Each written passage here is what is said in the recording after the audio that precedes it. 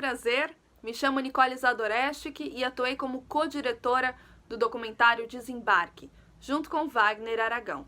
Também fiz parte da fotografia, edição e montagem. 50 anos da Rodoviária de Santos.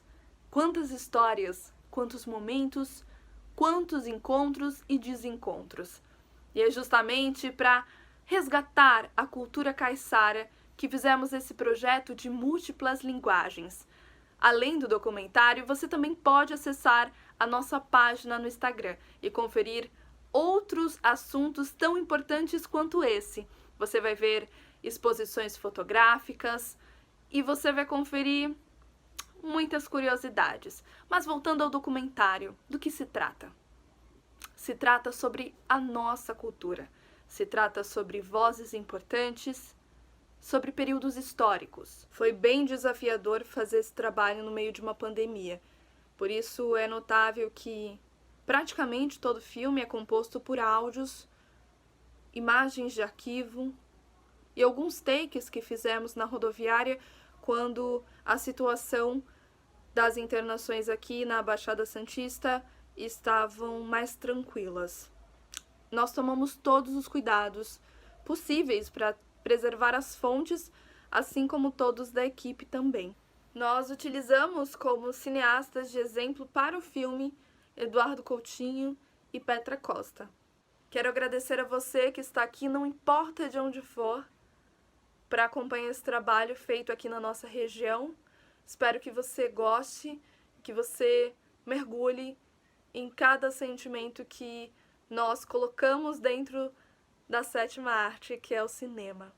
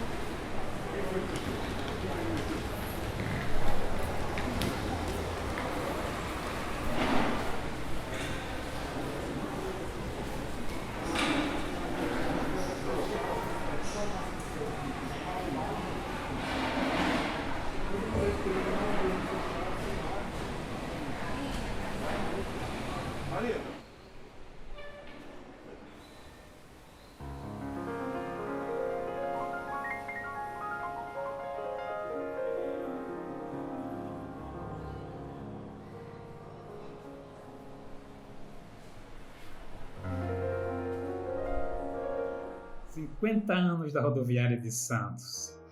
Falar desta rodoviária é tirar a tampa do baú das minhas emoções, que tiveram por 20 anos represada. Imagina que meu irmão Josias era o segundo do meu pai e eu sendo o último.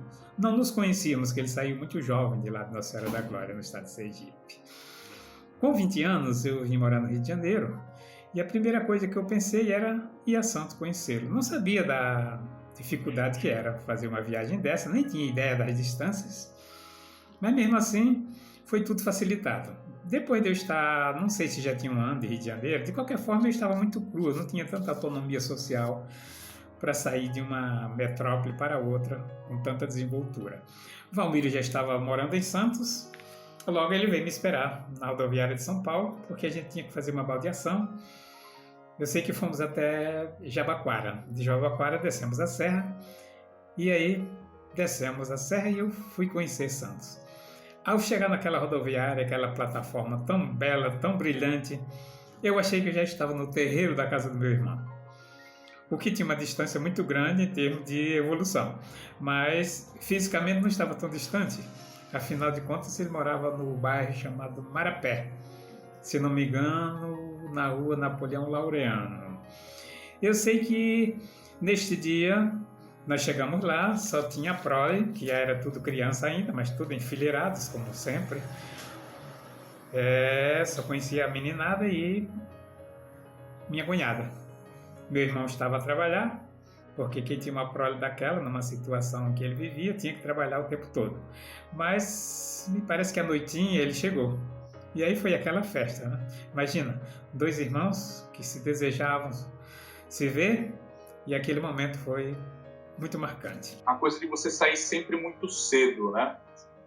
Quase, eu acho que isso é bem tipo da família nordestina, né? Olha, a gente vai sair de madrugada, bem noitinha, vai dormir cedo, não sei o quê. Sair bem no 3, 4 horas da manhã, então vai aquela molecada. No caso da minha família, éramos cerca de 15 pessoas, todas no mesmo ônibus, né? Partindo para Sergipe. Então era aquela bagunça, 6, 7 crianças brincando, tirando onda, gritando.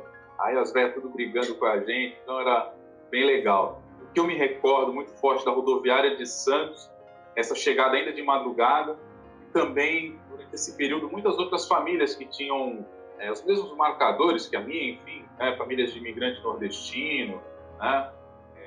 Classe popular, e toda aquela galera ali esperando o ônibus, alguns indo para Sergipe, outros indo para Pernambuco, Itapemirim indo para Bahia, né?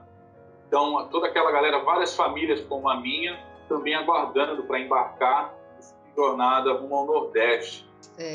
Lembranças que eu tenho da rodoviária, eu me lembro claramente de viagens que eu fazia com meu pai e com a minha mãe a São Paulo para visitar uma tia que morava lá. E me lembro do cafezinho que era servido dentro do ônibus. Eram as rodomoças que serviam cafezinho, era muito interessante. Olha só como as coisas mudaram, não é? De qualquer forma, eu me lembro de um edifício muito moderno, recém-construído, novo, e que era muito, muito diferente das coisas que a gente estava acostumada a ver pela cidade, né? Era um ícone para a gente, porque primeiro que tinha tudo lá dentro.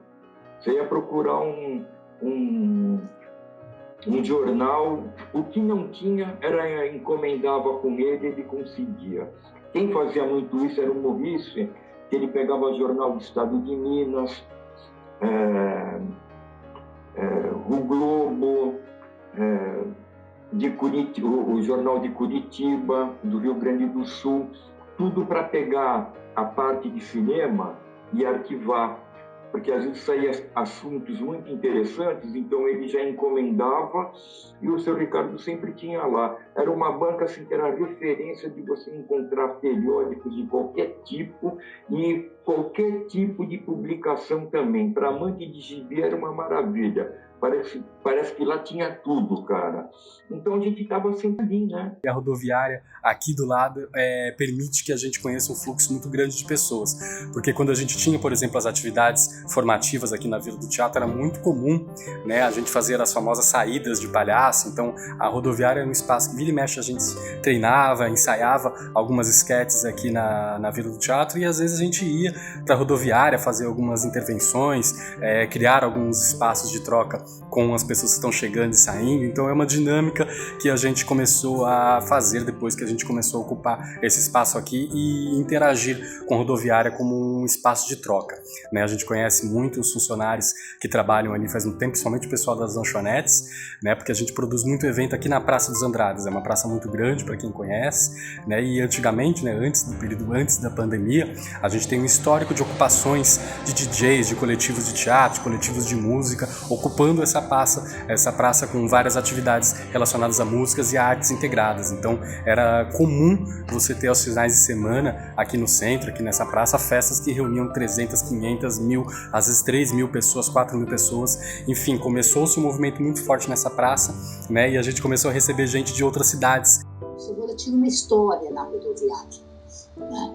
Que era o encontro com os antigos companheiros.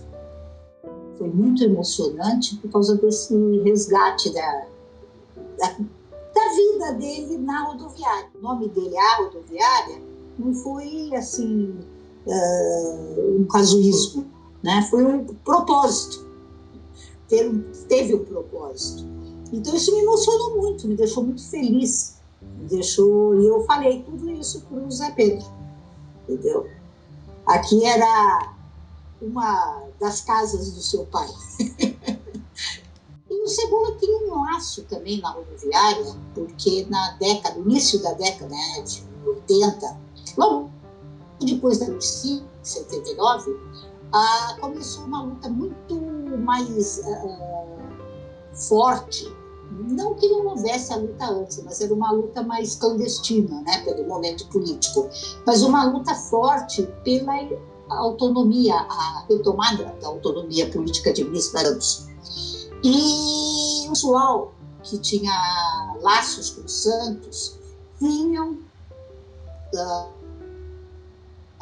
de São Paulo, tinham mudado para outras regiões, outras cidades, desciam na rodoviária. E o Cebola ia lá buscá-los e ficava tomando um cafezinho naquele barzinho que tinha, que era bem simples ali da rodoviária, até irem caminhando na praça onde saíram ônibus para Brasília para exigir autonomia. Então, o início da década de 80 foi muito marcante nessa questão da autonomia. E eu achei que esse elo, né, esse nexo, foi importante pela paradenominação. Não foi uma coisa assim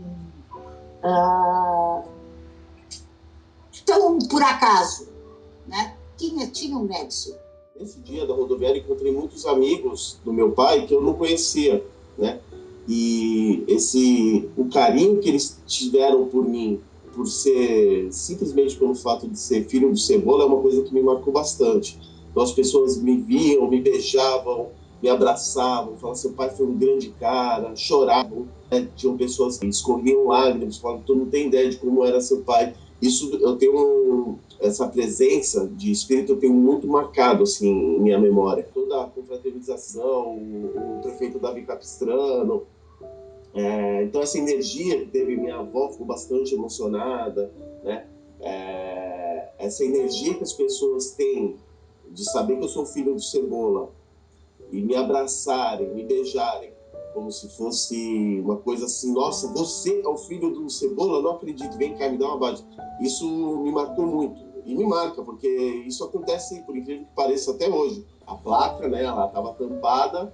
E antes de começar a homenagem oficialmente, então as pessoas foram chegando. E conforme as pessoas iam chegando, iam me abraçando, minha mãe ia me apresentando para todo mundo. Quem me apresentou assim para todos esses amigos dele foi a minha mãe, né? Que inclusive são amigos pessoais da minha mãe. Quando o prefeito começou a falar das histórias e tudo mais, a homenagem merecida, aí estava todo mundo em volta dessa placa. Até que teve a retirada da faixa, fui lá, tirei foto, abracei o prefeito e tudo mais, junto com a minha mãe. E aí, quando acabou, tinham pessoas cumprimentando, e aí sim, viu aquela multidão de gente e cumprimentar, enfim, foi uma coisa bem bacana. Mas eu acho de suma importância que a gente recupere o nome da rodoviária com urgência. É preciso que as pessoas entendam que a rodoviária de Santos chama-se Rodoviária Jaime Rodrigues Estrela Júnior, ou Cebola. Essa homenagem que foi feita na rodoviária tem que ser recuperada. Eu fui ver a rodoviária nova ainda, mas eu espero que tenha uma plaquetinha bem bacana, dizendo que a rodoviária tem o nome de Jaime Rodrigues Estrela Júnior, que foi o Cebola, dirigente do Centro dos Estudantes de Santos. Para quem não sabe, a entidade geral mais antiga do Brasil, de 1932. Então, história. Santos tem história, né, pessoal? A rodoviária ela surgiu depois de alguns anos já do meu pai, já na rodoviária. A história começa realmente com meu pai, o Roberto, na construção da rodoviária. Isso foi em 67, começou em 67. Em 69 parece que foi a inauguração, não sei exatamente o dia. Mas ele já, antes da inauguração, ele já estava lá na rodoviária, já vendia bolacha, biscoito lá para o pessoal que montou a rodoviária, né? Ele começou com a bomboniere dele, que ficou quase 52 anos. Desde 69 ele participou de toda essa história da rodoviária de Santos, né? Não só da cidade, mas especificamente da rodoviária de Santos. Depois de uns 10 anos, eu já convivendo lá na rodoviária com ele, a rodoviária inaugurou, tinha 4 anos de idade. Quando tinha uns 14, a gente resolveu que poderíamos ter ali um veículo de comunicação, uma comunicação interna, mas que pudesse trazer para as pessoas que utilizavam a rodoviária de Santos um pouco de entretenimento, informação e entretenimento. Então, nós criamos ali, já naquela época, a Rádio e TV Litoral. Então, as pessoas esperavam um ônibus lá, elas tinham um pouquinho de lazer enquanto aguardavam o ônibus, vendo algumas imagens da cidade, alguns filmes, alguns videoclipes. Então, foi interessante esse comecinho da RTL. Eu, como sempre pensei grande, né? Naquela época eu já coloquei o nome de RTL, imagina, Rádio TV Litoral, uma coisa que, imagina, uma TV rodoviária lá, um circuito fechado, que nós tínhamos lá era 5 monitores de televisão e 2 videocassetes passando as imagens, né? Videocassete mesmo.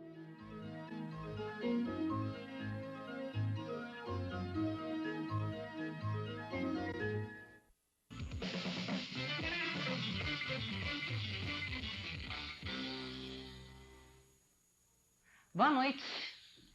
Portuários fazem passeata e decidem manter a greve no Porto de Santos. Milhares de turistas devem descer a serra no feriado prolongado. O esquema especial nas estradas começa amanhã às 5 da tarde. Moradora em São Vicente completa 100 anos. No ar, o Jornal Litoral, os fatos e as imagens da Baixada Santista nesta terça-feira.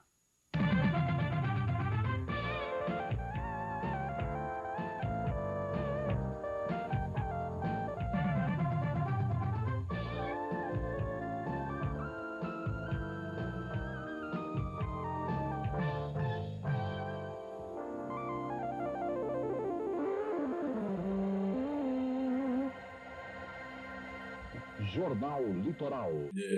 As possibilidades da garotada de assistir um videoclipe, não existia MTV em Santos ainda, né? Mas, aliás, não existia no Brasil. Então, o que a gente conseguia eram alguns videoclipes de rock, de bandas de rock da época, né? Pink Floyd, Rolling Stones, essas grandes bandas aí.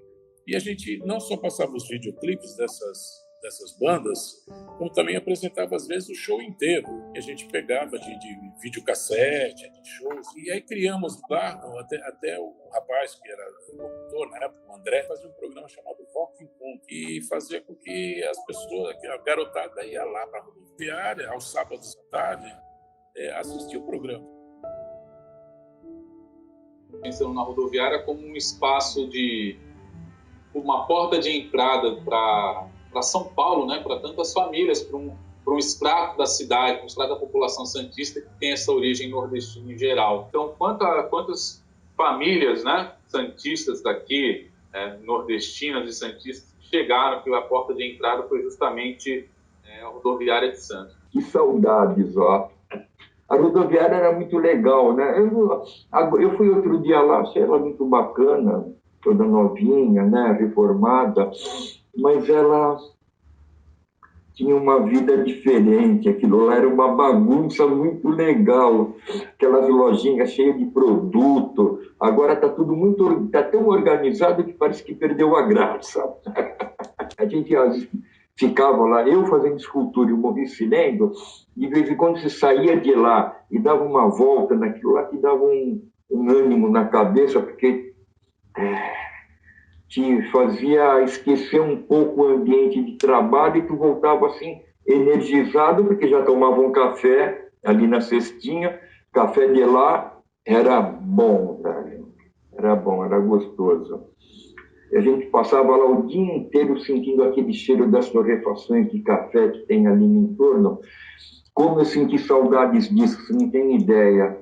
Eu esquentava a frigideira e jogava pó de café para mim sentir aquele cheiro no início. Nossa, eu senti muita falta disso. Como era gostoso sentir o café sendo torrado. Construída, isso em 1968, né? Ou seja, era um edifício público necessário, né? Dentre vários que a Prodesan teve uma produção de arquitetura interessantíssima nesse período, né? São vários edifícios contemporâneos de feição brutalista, né? Que a Prodesan fez aqui na cidade.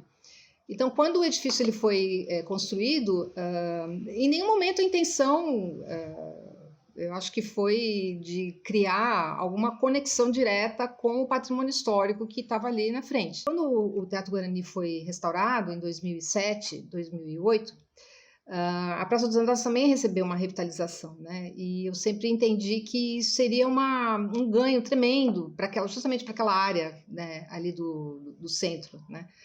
Porque essa falta de conversa entre os equipamentos que existem ali é notória.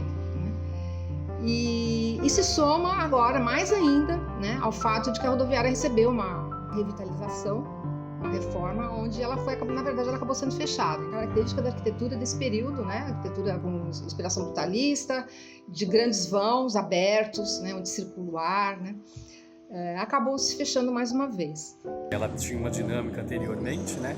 Agora ela está reformada, né? Tem esse aspecto de shopping quase, né? Fechado, com vidros, até um pouco meio insípido se você para pensar, mas ela é mais protegida, está mais fechada agora, né? E antigamente uma coisa muito ruim que acontecia era essa diáspora social, né? Que é muito forte. Nós temos uma desigualdade social muito forte, isso se resvala também na relação de quem pode frequentar a rodoviária que é pública, né? Então você tinha um fluxo muito grande. Aqui no Centro Histórico a gente tem um fluxo muito grande de moradores de rua, né? A gente aqui na Vila interage de maneira muito natural com eles fazem parte das atividades, entram aqui, frequentam, então pra gente é uma relação que é absolutamente natural, são pessoas que estão vivendo nas ruas da cidade de Santos, e às vezes a entrada dessas pessoas, a permanência dessas pessoas não era naturalizada na rodoviária. A gente tem diversas situações muito tristes, onde a gente mesmo, porque às vezes tem uma situação de estar ensaiando na Praça dos Andradas, que é uma coisa muito comum pra gente, a gente pegou muitas situações de violência, a agressão e esse nível de relação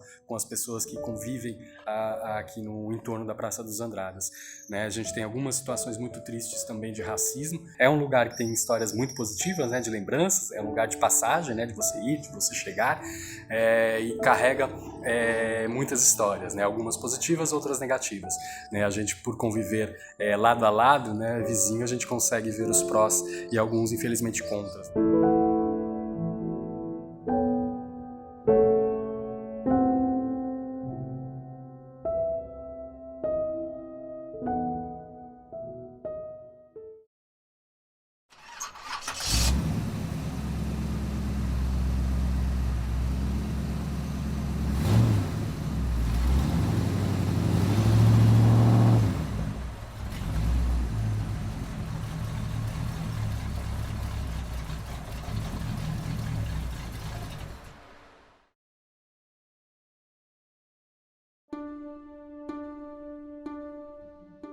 Era um lutador, lutava pelas injustiças, lutava pela liberdade, lutava pela democracia. Ele não conseguia parar de sonhar com o futuro, um futuro democrata, justo, um futuro onde as classes menos favorecidas teriam seu lugar. E por isso eu descreveria ele como um sonhador da democracia, um sonhador da liberdade. Essa foto aqui, por exemplo, é do nascimento do Zé Pedro. Tá o Cebola, a minha filha, que ele criou praticamente desde pequenininha, que ela está pequenininha, tem uns 5 anos, e o nascimento do Zé Pedro. Nós estamos na maternidade ainda. Aqui também na maternidade, os dois. Aqui é aniversário de 1 aninho do Cebola, 1 aninho do Zé Pedro. Aqui o Zé Pedro já maiorzinho. Aí aqui o Cebola já era falecido. Andando de skate. Aqui os 2 irmãos, Zé Pedro e a Janaína. Eles eram muito ligados, são até hoje, né? Em vida, né, eu tenho pouquíssimas lembranças, são realmente flashes. Lembro do dia do falecimento, lembro da minha mãe muito triste, mas eu não tenho essa memória presente, né, na minha cabeça. O que eu tenho, sim, essa memória nunca foi perto de ser apagada em relação à história. O pai atual, né, como a minha mãe, ele sempre contava as histórias, né? Essas histórias sempre foram permanentes no meu desenvolvimento. Então, como ele foi torturado, a luta dele, como ele foi para a Rússia, né, para a antiga União Soviética, a história dele com uma pessoa muito querida que acabou de falecer, que é o Regis, como eles viveram os dois juntos em Moscou, a luta dele de trazer, de ajudar, no caso, o antigo PCB, né, o Partidão, os ideais. Então, isso nunca sequer chegou perto de morrer, pelo contrário.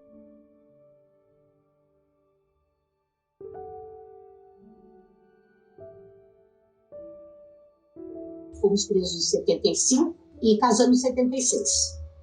Ele ficou preso 6 meses. Nós estávamos no DOI quando mataram o Herzog. Então, daí eu vi aquele rebuliço. O comentário é que tinha sido um acidente de trabalho. E daí fomos transferidos para o DOPS. Que na época, o DOPS, quando você era transferido para lá, era o paraíso, né? Embora você fosse obrigado a assinar o que eles quisessem, senão tinha a ameaça de voltar para o DOI. Entendeu? Mas nossa saída, só que ele foi antes, ele pegou preventiva e depois ficou 6 meses preso na preventiva. E eu não, eu saí do DOPS, ele foi para acho que Barro Branco, um dos presídios, Cambuci, depois Barro Branco, ele correu os presídios lá de São Paulo, onde ficavam os presos políticos. E eu não, eu saí diretamente do DOPS. Quando ele saiu da prisão, nós fomos processados juntos, né, pela Justiça Militar, né? E daí encontramos na Justiça Militar, né, o nosso advogado mesmo, Bandeira de Mello, que era amigo dele desde a infância, que ajudou meio a criar o Cebola, e era meu advogado que foi nomeado pela ordem, ele era aqui de Santos, né? Eu não conheci ele como Jaime, eu conheci ele como Cebola, né? Ele era muito amigo da família, ele era um cara assim, muito legal. Eu lembro quando ele saiu que ele foi preso, né? No tempo da ditadura militar, eu lembro quando ele saiu, ele foi para casa dos meus pais, a gente morava ali na Januário dos Santos. A perna e o pé era uma coisa só. Tá? Ele estava no lugar do lado de onde estava o Vladimir Herzog. Ele viu quando cataram o Vladimir, passaram lá para enforcar ele. E depois ele foi para uma tal de fazendinha onde torturaram ele, que era um aparelho montado pela CIA. Nossa, cara.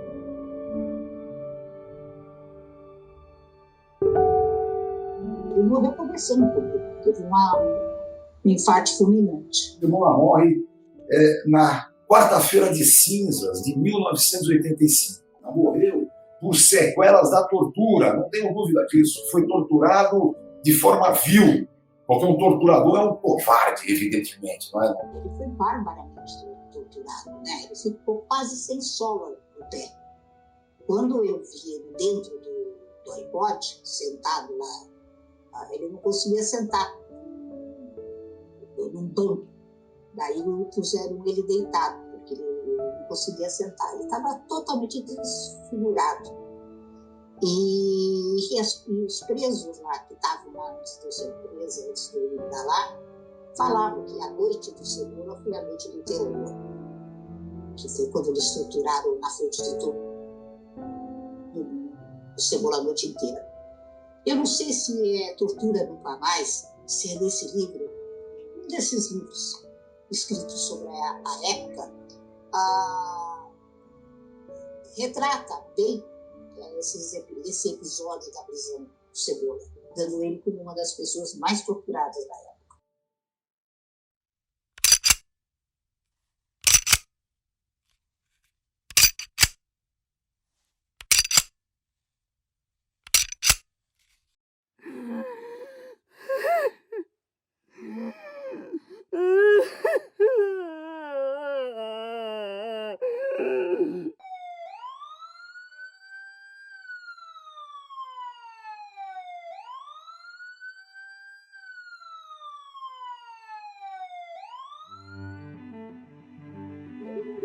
Quase a noite, entendeu?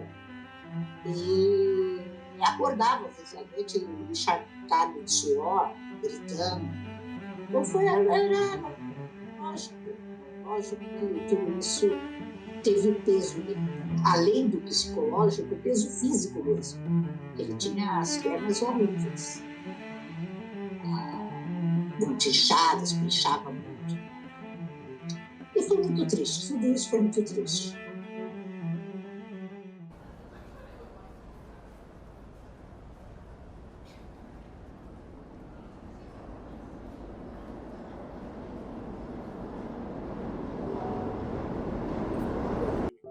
TVs locais, e o santista carecia, né, de mostrar sua cara. Então surgiu a TV Litoral. Vai ser muito difícil manter uma audiência como tinha uns anos atrás. Eu nasci nesse meio. Né?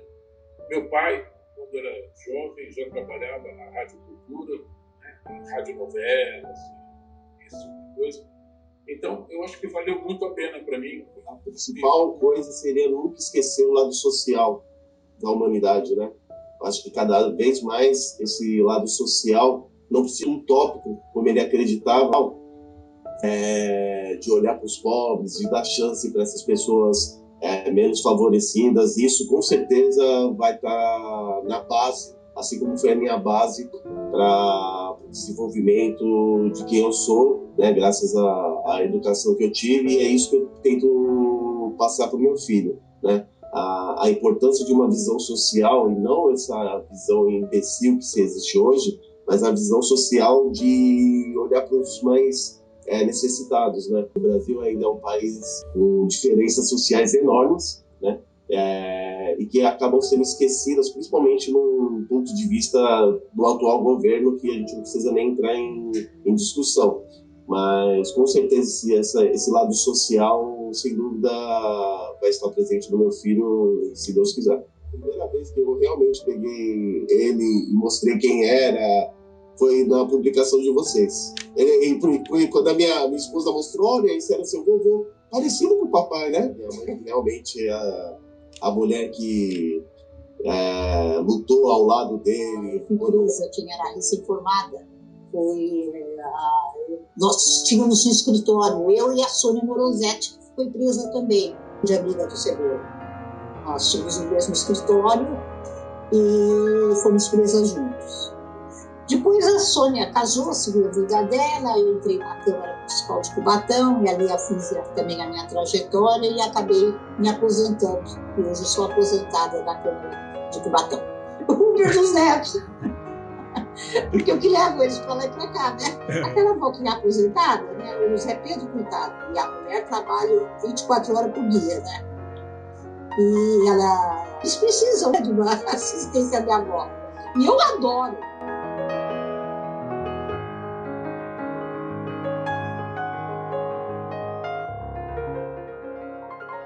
A gente tem que lembrar, nunca esquecer, para nunca voltar, nunca deixar voltar. Sou uma otimista incorrigível.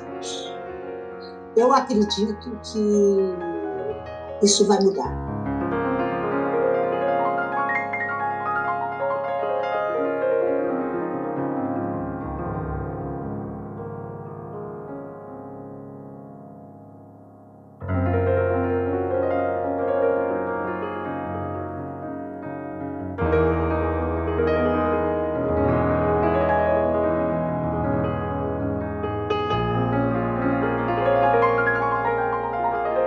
Um convite me chegou para falar dessa senhora.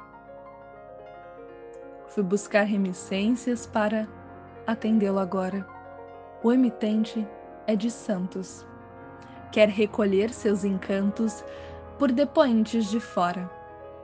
A todo o povo santista, eis a minha saudação, em versos cordelizados, grafados com emoção. Digo, esta rodoviária foi a intermediária do encontro de irmãos. Tendo já meus 20 anos, com moradia no Rio, embarquei para São Paulo, um lugar bastante frio. Foi na Estação da Luz que primeiro usei capuz em busca do núntrio. De lá fui a Jabaquara, ponto de baldeação. Foi só um descer de serra. Logo encontrei Cubatão. No fim da Via Anchieta, lá estava a bela Tieta, meu traço de união. A conheci bem novinha, ainda a tinta cheirando. Foi na década de 70, estava um mano buscando. Parti do Rio de Janeiro, feito um aventureiro, como se ouro juntando. No solo de Martins Fontes, ela se encontra sentada, recebendo todo mundo por ser muito afamada da portuária cidade, signo da prosperidade, grande estrela da Baixada. Daquele dia pra cá, nunca mais nos apartamos. Fez-se caminho de roça, muita dureza enfrentamos. Tudo valeu muito a pena. Se a alma não é pequena, é mel que saboreamos.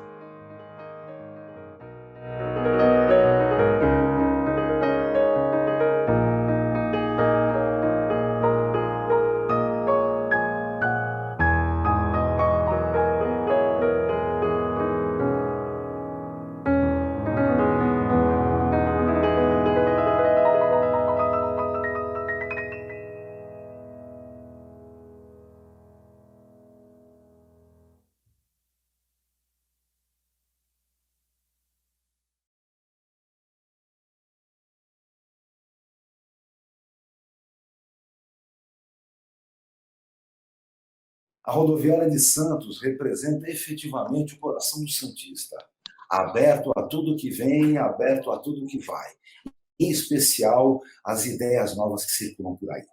Santos tem que ser sempre base da discussão política. Olha, para mim, Santos é uma alegria muito grande, que, na verdade, eu, como matuto chegado na metrópole, eu digo que meu encontro com os familiares foi numa plataforma internacional. Acredito que a rodoviária representa fluxos de encontros e desencontros.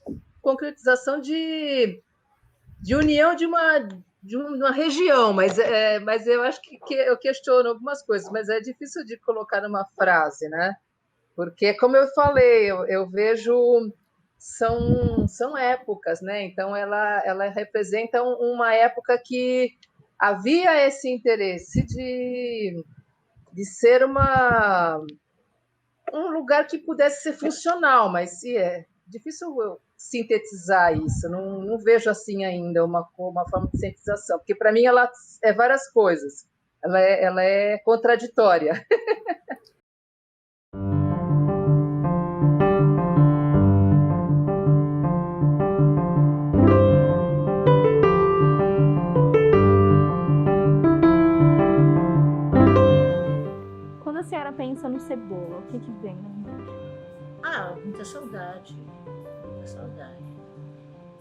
e principalmente imaginando o que ele pensaria da situação política de hoje.